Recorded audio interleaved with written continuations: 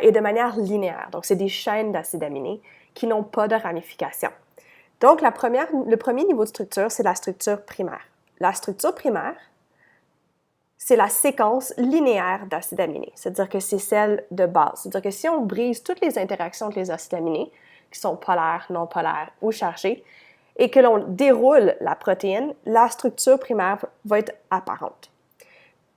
Ensuite, le deuxième niveau de structure, c'est la structure secondaire. C'est-à-dire que d'habitude, des acides aminés qui forment une protéine, qui ont des propriétés physiques particulières, vont se lier ensemble, premièrement par des liaisons hydrogènes pour former la structure secondaire. Maintenant, c'est important de noter que pour la structure secondaire, les liaisons hydrogènes vont se former entre les groupements amines et les groupements carboxyles de notre chaîne principale, de la partie commune de tous les acides aminés. Donc, ça veut dire que si on regarde un acide aminé, quand tu as un niveau de structure qui est secondaire, c'est des liaisons hydrogènes qui vont se former entre les groupements amines et les groupements carboxyles de deux acides aminés qui peuvent se retrouver à des endroits différents de la chaîne. Ça veut dire que ce n'est pas la liaison peptidique, c'est que c'est une liaison supplémentaire intermoléculaire qui est la liaison hydrogène qui peut se former. Maintenant, pourquoi la liaison hydrogène peut se former? Bien, ici, tu as une charge partielle négative et tu as un hydrogène avec une charge partielle positive qui peuvent former des liaisons hydrogènes entre des groupements amines et carboxyles de deux acides aminés qui ne sont pas nécessairement adjacents. Et c'est ça qui va permettre de former les structures secondaires, qui sont des structures qui vont être soit hélicoïdales, donc former une hélice, ou plissées. Le troisième niveau de structure, qu'on appelle aussi la structure tertiaire, c'est lorsque la chaîne d'acides aminés qui a des structures secondaires va ensuite se replier encore plus pour devenir plus compacte en formant des liaisons intermoléculaires qui peuvent être des forces de dispersion de London, des liaisons hydrogènes ou des forces électrostatiques.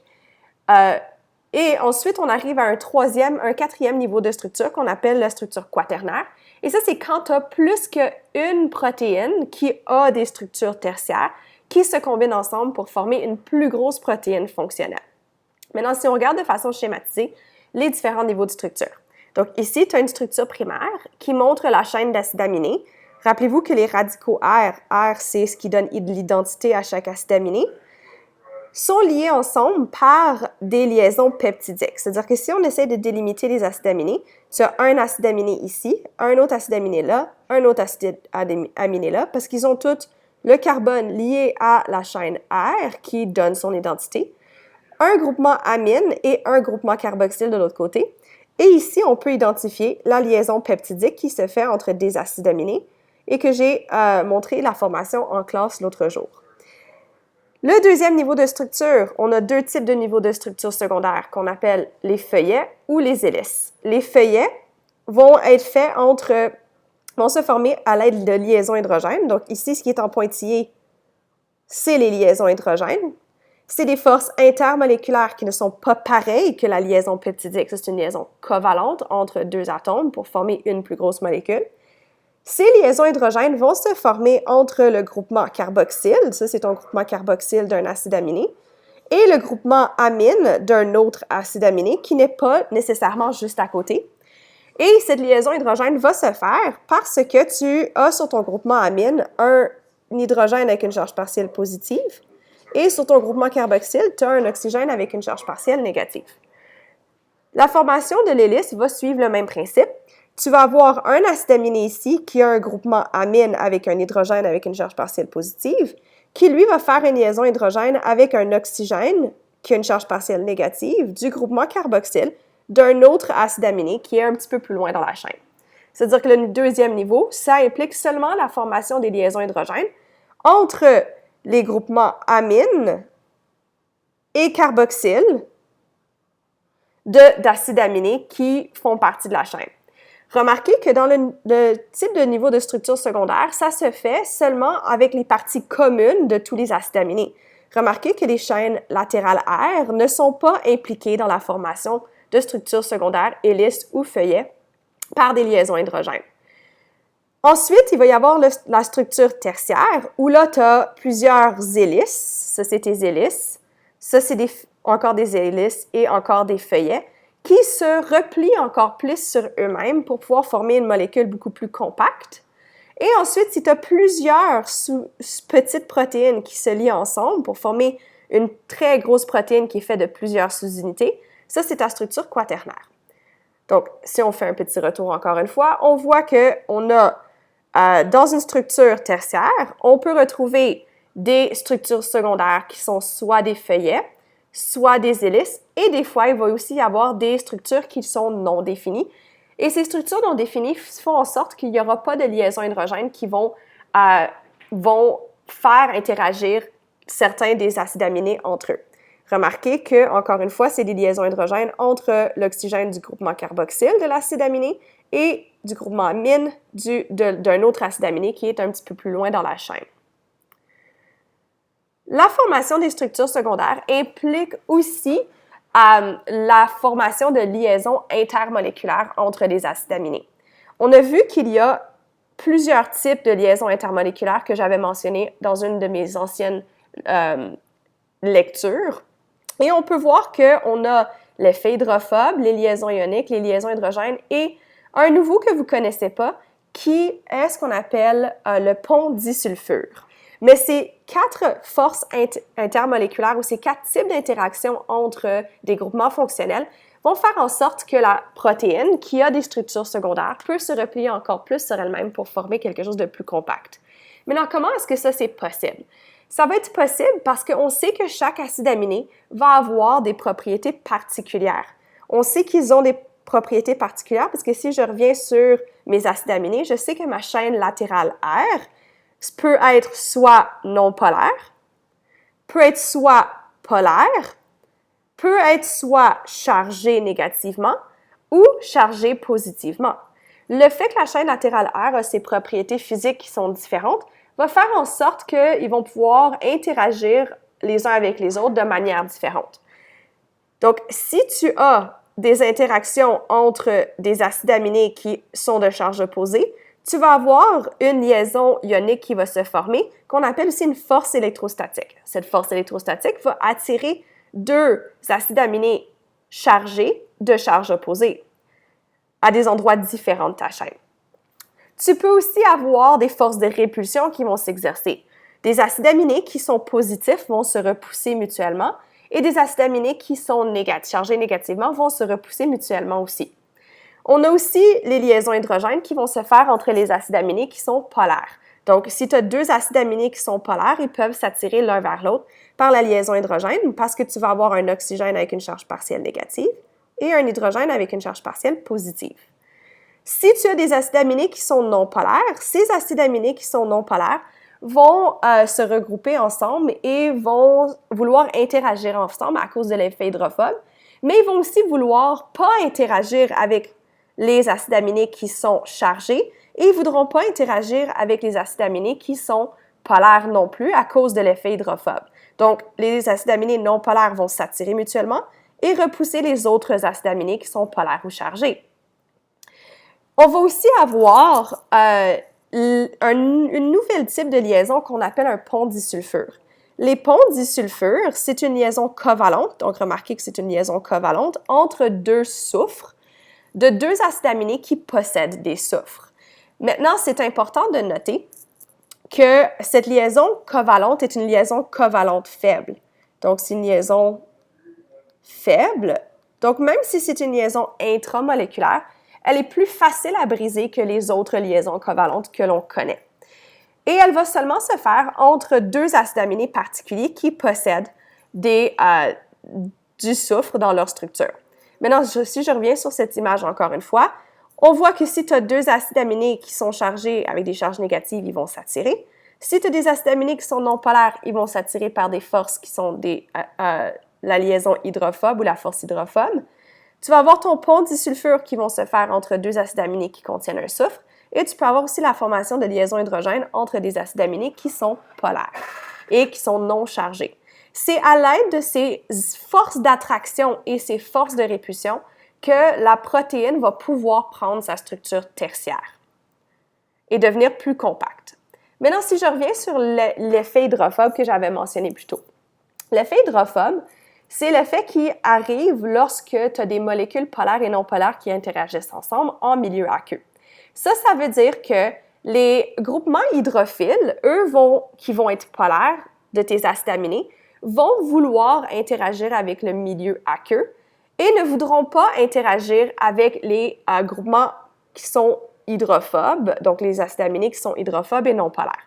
Ça veut aussi dire que les acides aminés qui sont hydrophobes et non polaires vont toujours se retrouver orientés vers l'intérieur de la structure tertiaire pour ne pas être en interaction avec les groupements hydrophiles qui sont polaires, mais aussi pour ne pas être en interaction avec le milieu aqueux. Parce que la protéine ici, une protéine, va se retrouver à flotter dans ton cytoplasme ou dans le milieu extracellulaire. Et donc, ces acides aminés qui sont non polaires sont aussi repoussés par l'eau qui se retrouve autour de la protéine. Et donc, vont être emprisonnés dans le milieu de la protéine et vont être protégés un petit peu du milieu aqueux et vont réduire son interaction avec le milieu aqueux. Maintenant, naturellement, comme j'ai dit, les acides aminés qui sont hydrophiles, donc ceux qui sont polaires ou chargés, en plus de s'attirer mutuellement par les liaisons hydrogènes ou les forces électrostatiques, ils vont aussi vouloir interagir avec le milieu aqueux. Donc, les acides aminés qui sont polaires et chargés, généralement, on va les retrouver plus à l'extérieur ou à la surface externe de la protéine.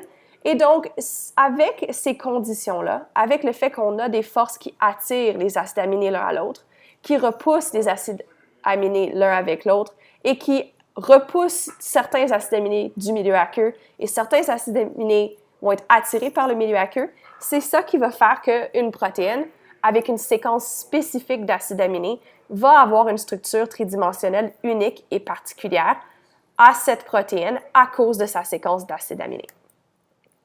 Maintenant, j'aimerais juste faire aussi un retour sur les liaisons hydrogènes et les liaisons ioniques et les ponts disulfure.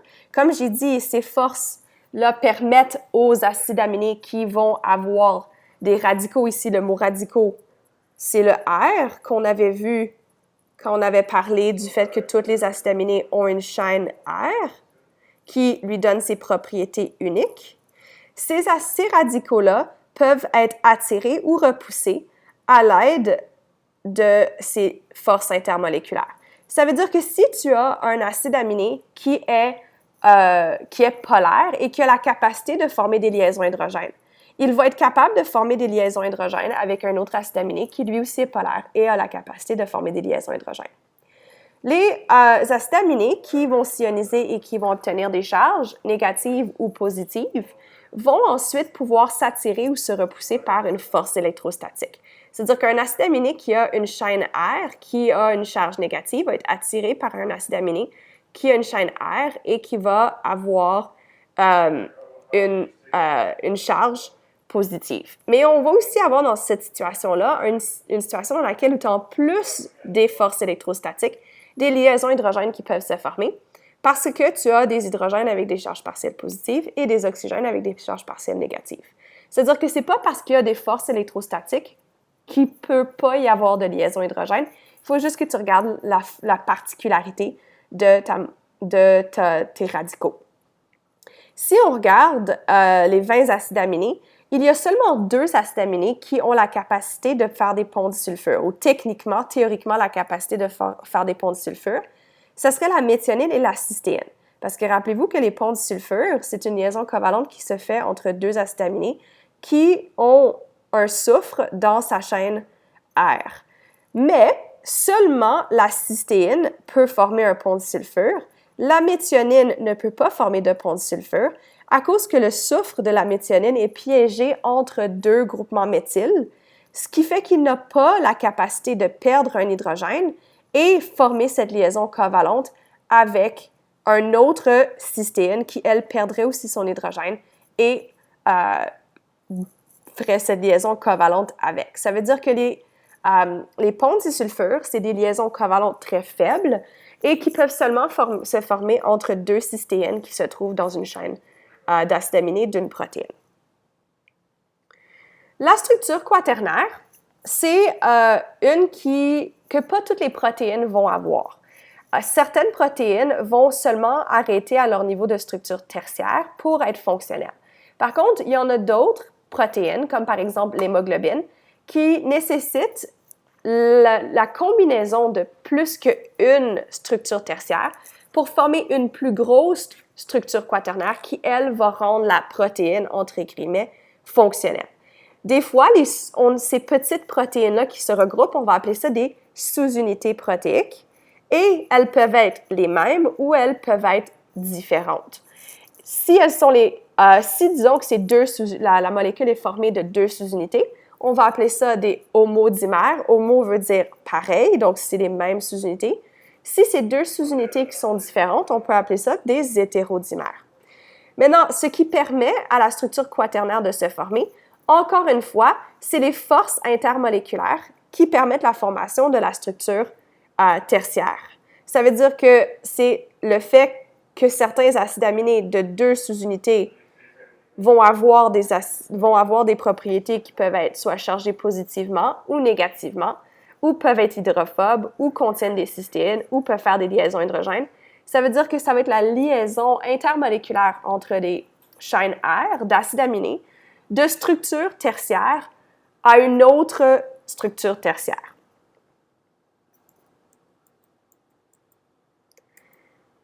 Lorsqu'il y a la dénaturation, c'est un processus par lequel on est en train de dire que les forces intermoléculaires entre les acides aminés est dérangée ou brisée par un changement dans l'environnement. Parce que ces forces intermoléculaires-là sont des forces qui sont relativement faibles. Les forces intramoléculaires, elles, sont très fortes et difficiles à briser. C'est-à-dire que ce n'est pas la liaison peptidique qui va être brisée, ça va être vraiment ces liaisons hydrogènes, ces ponts disulfures, ces effets hydrophobes ou liaisons hydrophobes ou ces forces électrostatiques entre les acides aminés, donc soit les radicaux R pour la structure tertiaire ou juste la chaîne principale, le groupement amine et le groupement carboxyde de la chaîne principale pour les structures secondaires. Ces forces intermoléculaires étant faibles peuvent être brisées par des changements dans l'environnement comme par exemple des changements de température ou de pH ou des fois l'ajout d'électrolytes, c'est-à-dire que de composés ioniques dans la solution. Une protéine qui est active va avoir au moins une structure tertiaire qui lui donne une forme en 3 dimensions. Mais si on la chauffe à des très grandes températures, ça va briser les liaisons intermoléculaires qui donnent la structure secondaire et tertiaire, ce qui va faire qu'on va se retrouver avec notre chaîne qui va être linéaire. Cette dénaturation va faire en sorte que la protéine ne sera plus fonctionnelle parce que la fonction d'une protéine dépend de sa forme tridimensionnelle. Parce que c'est seulement lorsqu'elle a sa forme tridimensionnelle qu'elle va avoir une région avec laquelle elle peut interagir avec une molécule en particulier qu'elle va reconnaître. Si elle n'a pas sa forme tridimensionnelle, elle ne va pas avoir ces régions-là et donc ne va pas pouvoir reconnaître et interagir avec les molécules qu'elle reconnaît normalement et faire en sorte qu'elle ne peut plus accomplir sa fonction. Si la protéine est une protéine de structure, sa forme tridimensionnelle lui permet d'être une protéine de structure et si tu brises ces liaisons intermoléculaires, tu vas faire qu'elle va plus avoir de forme tridimensionnelle. Ça va être une chaîne linéaire et donc elle n'aura pas de structure. Ça veut dire que la dénaturation, c'est quelque chose qui va vraiment déplier la molécule, briser les liaisons intermoléculaires et te faire retourner la protéine à sa structure primaire qui, elle, n'a pas de fonction. La dénaturation peut être réversible ou irréversible. Par exemple, si je regarde quand on fait cuire un œuf, techniquement, quand tu prends un œuf, l'œuf va avoir des protéines, surtout le blanc d'œuf. La protéine principale, c'est de l'albumine. Si tu cuis un œuf, tu es en train de faire bouillir l'albumine à une température très, très, très élevée qui brise les liaisons hydrogènes et toutes les liaisons intermoléculaires entre les acides aminés, ce qui fait qu'elle ne va plus avoir la même forme qu'avant. Et c'est ça qui fait qu'elle va changer de propriété physique, elle va changer de texture et elle va aussi changer de couleur. Si tu fais refroidir ton œuf, il ne va pas redevenir liquide et incolore parce que les liaisons intermoléculaires que tu as brisées ne vont pas se reformer comme elles étaient initialement. Donc oui, en refroidissant l'œuf, tu vas faire que les forces intermoléculaires vont se refaire et se reformer, mais pas de la même façon qu'elles étaient avant. Ça va être fait de façon un petit peu plus aléatoire et entre les protéines elles-mêmes, pas seulement entre les acides aminés dans une protéine. Par contre, d'autres dénaturations vont être réversibles. Un exemple facile de ça, c'est si on veut se défriser les cheveux avec un fer à défriser. C'est-à-dire que quand on a les cheveux frisés, on peut les défriser en prenant un fer à défriser qui, lui, va chauffer le cheveu. Ça va briser les liaisons hydrogènes entre les acides aminés de la kératine, qui est la protéine qui forme le cheveu, et va faire en sorte qu'elle n'aura plus cette structure d'hélice que tu retrouves ou plissée que tu retrouves dans les cheveux qui sont frisés.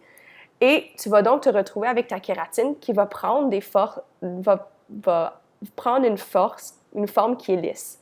C'est quelque chose de réversible parce que dès que tu te mouilles les cheveux après t'être défrisé les cheveux, quand ton cheveu va sécher, il va refaire et reformer toutes ces liaisons hydrogènes, ce qui va lui faire reprendre sa forme et sa structure initiale.